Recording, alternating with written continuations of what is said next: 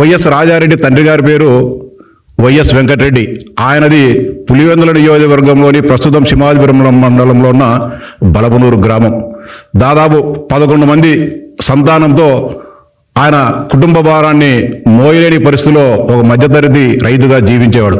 అదే సందర్భంలో ముఖ్యంగా రాయలసీమ ప్రాంతాల్లో కరువు కాటకాలు ఉండడంతో ఆయన తన పిల్లలను చదివించుకోవడానికి అనేక రకాలుగా ఆర్థిక ఇబ్బందులు పడే సమయంలో బ్రిటిష్ మిషనరీస్ సంబంధించిన ఫాదర్లు అంటే క్రైస్తవ మిషనరీలు భారతదేశంలో అనేక మందిని అంటే పేదరికాన్ని ఆసరా చేసుకొని వారికి ఏదో విధంగా ప్రలోభపెట్టి వారిని క్రైస్తవ మతంలోకి చేర్చుకునే కార్యక్రమాన్ని అతి వేగంగా జరిపే పరిస్థితులలో వైఎస్ వెంకటరెడ్డి గారు కూడా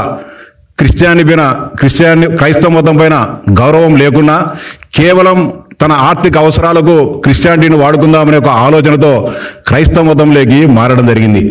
ఆయన వెంటనే ఆ ఫాస్టర్ల చలవతో తన కుటుంబాన్ని జరుపుకోవడానికి తన ఆర్థిక ఇబ్బందులను తీర్చుకోవడానికి వెంకటరెడ్డి గారు బలపనూరు నుంచి డైరెక్ట్ ప్రస్తుతం కడప నడిబొడ్డులో ఉన్న సిఎస్ఐ హై స్కూల్లో ఫాదర్ దగ్గర అంటే హై స్కూల్ మెయింటైన్ చేసే ఫాదర్ దగ్గర చిన్న ఉద్యోగంగా చేరడం జరిగింది. అంటే బ్రిటిష్ వారికి అనుకూలంగా ఆ రోజే వెంకటరెడ్డి గారు అంటే వైఎస్ రాజశేఖర రెడ్డి గారి కుటుంబం బ్రిటిషర్ల పంచన చేరడం జరిగింది. ఆ సందర్భంగా అక్కడ చిన్న ఉద్యోగం చేసుకుంటూ అక్కడ ఆ ప్రాంతంలో అప్పుడు సిఎస్ఐ స్కూల్కు కాంపౌండ్ ఉండేది కాదు. కాంపౌండ్ కట్టాల్సిన అవసరం ఉంది. ఎవరైనా సరే గౌండ్రీలను గోడగట్టే వాళ్ళు కూలీలను చూడమని చెప్తే వెంకటరెడ్డి గారు 1-2 రోజులు ఆలోచన చేసుకొని నాకు చాలా మంది పిల్లలు ఉన్నారు, మేము మా పిల్లలందరం కలిసి ఆ కాంట్రాక్టును చేసుకుంటాం ఫాదర్ అని చెప్పినప్పుడు ఆయన కూడా అంగీకరించి ఆ పనిని అప్పచెప్పడం జరిగింది. ఆ సిఎస్ఐ స్కూల్కున్న కాంపౌండ్ను బాగా సమర్థవంతంగా కట్టి ఫాదర్ దగ్గర వైఎస్ వెంకటరెడ్డి గారు మన్ననలు పొందడం జరిగింది. ఈ సందర్భంగా భారతదేశ వ్యాప్తంగా బ్రిటిష్ వారికి వ్యతిరేకంగా పెద్ద ఎత్తున స్వాతంత్ర పోరాటం జరుగుతూ ఉంది. ఇంక్విలాబ్ జిందాబాద్ అనే వాళ్ళపైన, స్వాతంత్రం కావాలనే వాళ్ళందరిపైన కూడా బ్రిటిష్ సైనికులు ఉక్కు పాదాలతో, లాఠీలతో, తుపాకీ గుళ్ళతో ఆ స్వాతంత్రోద్యమాన్ని నిరంకుశంగా అణచివేయడం జరుగుతోంది. ముఖ్యంగా సీడెడ్ ప్రాంతం అంటే ప్రస్తుతం రాయలసీమ ప్రాంతానికి సంబంధించి మిలిటరీ బేస్ అంతా కూడా బళ్ళారిలో ఉండేది. బళ్ళారి కంటోన్మెంట్ నుంచి బ్రిటిష్ సైనికులు ఆ ప్రాంతంలో జరిగే స్వాతంత్ర పోరాటాలను అణచివేసేవారు. ఆ సందర్భంగా బళ్ళారి కంటోన్మెంట్ అధికారుల నుంచి కడపకు సంబంధించిన ఈ సిఎస్ఐ ఫాదర్కు ఒక లెటర్ రావడం జరిగింది. ఇక్కడ ఉండే బ్రిటిష్ సైనికులకు మాంసం సరఫరా కావాలి, ఈ ప్రాంతంలో సరిగా దొరకడం లేదు, ఎద్దు మాంసము, ఎనుము మాంసము, ఆవు మాంసము వీటిని సరఫరా చేసే ఎవరైనా వ్యక్తులుంటే ఇక్కడికి పంపించమని చెప్పినప్పుడు ఆయనకు ఫాదర్కు వైఎస్ వెంకటరెడ్డి గారి గుర్తుకు రావడం జరిగింది. వెంకటరెడ్డి గారిని పిలిచి అడిగారు, అయ్యా ఇక్కడ మనకు సంబంధించిన మిలిటరీ బలగాలన్నీ బళ్ళారిలో ఉన్నాయి, వాటికి ఈ ప్రాంతం నుంచి మీ ప్రాంతంలో ఎద్దులు ఎనుములు బాగా దొరుకుతాయి కదా, ఇక్కడ నుంచి అక్కడ తీసుకొని సరఫరా చేసే వ్యాపారాన్ని నీకు ఇస్తామని చెప్పినప్పుడు వెంకటరెడ్డి గారు సహృదయంతో అంగీకరించడం జరిగింది. తనకు అన్నం పెడుతున్నా, తనకు అండగా నిలబడ్డ బ్రిటిష్ వారికి సేవ చేసే మహద్భాగ్యం తనకు కలిగిందని చెప్పి వెంకటరెడ్డి గారు ఆ ఆదేశాలను అనుసరించి ఇక్కడ సిఎస్ఐ ఫాదర్ ఇచ్చిన లేఖతో బళ్ళారి కంటోన్మెంట్కి పోయి అక్కడికి వారికి ఏమేమి కావాలా, ఎప్పుడెప్పుడు సరఫరా చేయాలని దానిపైన ఆర్డర్ తీసుకోవడం జరిగింది. ఒకవైపు భారతదేశ వ్యాప్తంగా స్వాతంత్రోద్యమం జరుగుతూ ఉంటే వారికి సపోర్టుగా వారికి ఆహారాలు, వారికి ఎద్దు ఎనుము మాంసాన్ని సరఫరా చేసే కాంట్రాక్టును వైఎస్ కుటుంబం ఆ రోజే చేపట్టి బ్రిటిష్ వారి మన్ననలను పొంది భారతదేశానికి వ్యతిరేకంగా పనిచేసిన కుటుంబం వైఎస్ జగన్మోహన్ రెడ్డి గారి తాత తండ్రుల కుటుంబం అని చెప్తా ఉన్నా. ఆ సందర్భంగా 1939, 1945 మధ్య కాలంలో 2వ ప్రపంచ యుద్ధం జరిగింది. 2వ ప్రపంచ యుద్ధానికి సంబంధించి బ్రిటిష్ వారికి అనుకూలంగా ఉన్న వారందరినీ కూడా ఆ 2వ ప్రపంచ యుద్ధంలో పాల్గొనాలని చెప్పి బ్రిటిష్ వారి సైన్యంలో చేర్చుకోవడం జరిగింది. ఈ వాస్తవం చాలా మందికి తెలియకపోవచ్చు. జగన్మోహన్ రెడ్డి గారికి కూడా తన తాత స్వాతంత్ర సమరయోధుడనే భ్రమలో ఉన్నాడు కాబట్టి ఈ విషయం తెలుసో లేదో ఒకసారి మీ కుటుంబంలో ఉన్న పెద్దలను అడిగి తెలుసుకోమని చెప్పి విజ్ఞప్తి చేస్తా ఉన్నా. 1939-45 మధ్య జరిగిన రెండవ ప్రపంచ యుద్ధంలో మీ తాత, నువ్వు చాలా గొప్పగా చెప్పుకుంటున్న వైఎస్ రాజారెడ్డి గారు మద్రాస్ రెజిమెంట్లో బ్రిటిష్ తరఫున బ్రిటిష్ సైన్యంలో చేరిన విషయం వాస్తవమా కాదా అని చెప్పి సూటిగా ప్రశ్నిస్తా ఉన్నా. మద్రాస్ హైకోర్టు పైన జపాన్ వారు బాంబింగ్ వేసినప్పుడు ఆ బాంబులు వేసిన దానికి భయపడి ప్రాణభయంతో బ్రిటిష్ మిలిటరీ నుంచి పారిపోయి ఇంటికి కూడా రాకుండా ఉన్న విషయం వాస్తవమా కదా జగన్మోహన్ రెడ్డి అడిగి తెలుసుకోమని చెప్పి, మీ చరిత్రను అడిగి తెలుసుకోమని చెప్పి విజ్ఞప్తి చేస్తా ఉన్నా.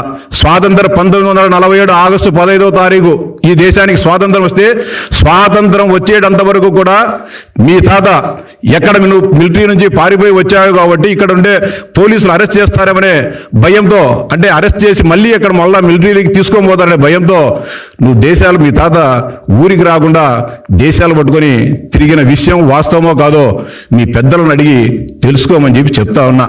అంటే ఇంత ఘనమైన చరిత్ర భారతదేశానికి వ్యతిరేకంగా ఉన్న మీరు ఈరోజు మేము దేశభక్తులం, ఈ రాష్ట్ర భక్తులం, ఈ రాష్ట్ర అభివృద్ధి కాముకులం అని చెప్పి మీరు మాట్లాడుతూ మీ ఇంత నీచ చరిత్రను ఇంత మీరు గొప్పగా చెప్పుకుంటున్నారు. ఇది వాస్తవమా కాదు అడుగు. బ్రిటిష్ వారికి అనుకూలంగా మీ కుటుంబం పనిచేసిందా లేదా, ఇది వాస్తవం నేను చెప్పేది. యాజ్ రికార్డ్స్ ఉన్నాయి, మీరు కావాలంటే తీసుకోండి. మీ తాత పని చేశాడా లేదా, మీరు బ్రిటిష్ వాళ్ళ దగ్గర లేచా లేదా. ఈరోజు సిఎస్ఐ స్కూల్లో కూడా ఉన్న పాత రికార్డులో ఎడుగూరి సందింటి వెంకటరెడ్డి అక్కడ ఉద్యోగం చేశాడా లేదా స్వాతంత్రానికంటే ముందు అనే విషయం ఈరోజు కూడా రికార్డులో ఉన్నాయి. కావాలంటే నీ మనుషులు పంపించి వెరిఫై చేసుకో జగన్మోహన్ రెడ్డిని చెప్తా ఉన్నా. దాని తర్వాత స్వాతంత్రం వచ్చిన తర్వాత అనేక రకాల పరిణామాల నేపథ్యంలో మీ కుటుంబం పెద్దది, రకరకాల ఆ కాలంలోనే కొంత వ్యాపారాలు చేసేవారు, వాస్తవమేమే కాదని చెప్పలే. కానీ మిగతా వాళ్ళ వ్యాపారాలు చేసేవాళ్ళు. కానీ మీ తాత రాజారెడ్డి గారు అరాచకం చేసేవాళ్ళు, రౌడీజం చేసేవాళ్ళు, పంచాయతీలు చేసేవాళ్ళనే విషయం అందరికి కూడా తెలుసు. అందరూ కూడా మీ కుటుంబంలో అందరూ కూడా పెద్ద పెద్ద చదువులు చదువుకున్నారు. అంటే రాజశేఖర రెడ్డి గారి మేనత్తలు కానీ, రాజశేఖర రెడ్డి గారి పెదనాన్నలు, చిన్నాన్నలు అందరూ కూడా పెద్ద పెద్ద చదువులు చదువుకొని సమాజంలో గౌరవంగా బతికారు. రాజారెడ్డి గారు ఏం చదువుకున్నారు? బ్రిటిష్ వారి ప్రాపకంతో వారిచ్చిన అన్ని ఆ రోజు విద్యా సంస్థలన్నీ వాళ్ళ కంట్రోల్లో ఉన్నాయి కాబట్టి రాజశేఖర రెడ్డి మేనత్త గారిని, అంటే మీ అవ్వలను మీ తాతలను అందరినీ కూడా బాగా చదువుకొని బ్రిటిష్ వారి ద్వారా అభివృద్ధి చెందడం జరిగింది. మీ తాత, మీ సొంత అబ్బా ఇది చదువు అబ్బలే, అల్లరి చిల్లరగా తిరుగుతూ ఉన్నాడు కాబట్టి చదువు అబ్బక మధ్యలోనే చదువు ఆపేయడం జరిగింది. ఇది మీ చరిత్ర. స్వాతంత్రం కంటే ముందు మీరు సాధించిన ఘనత. తర్వాత రైల్వే కోడూరు నియోజకవర్గంలోని మంగంపేట ముగ్గురాల వ్యవహారంలో వెంకట నరసయ్య గారు ఒక పద్మశాలి కుటుంబీకుడు. అతనికి అక్కడ మైన్స్ ఉండడం జరిగింది.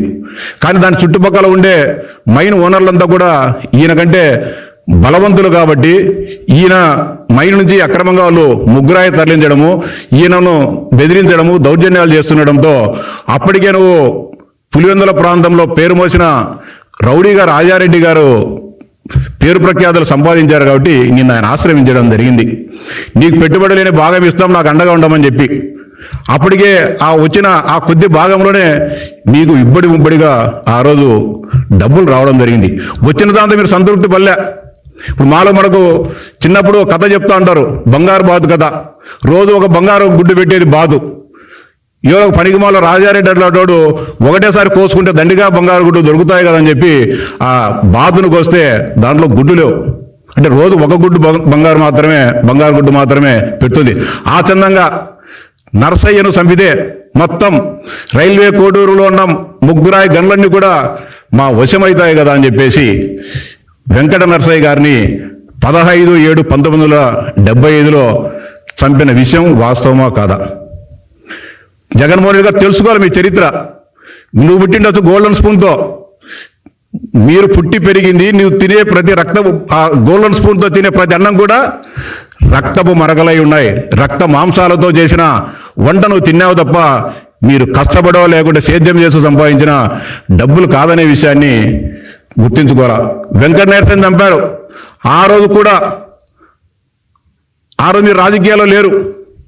వెంకట నరసయ్యను కేవలం అతని దగ్గర అతను భాగంగా ఉన్న మొత్తం అందరిని కూడా అతని యజమానిగా ఉన్న గనులను ఆక్రమించుకోవాలనే ఆలోచనతో కడప కోటిరెడ్డి సర్కిల్లో మీరు హత్య చేయడం జరిగింది.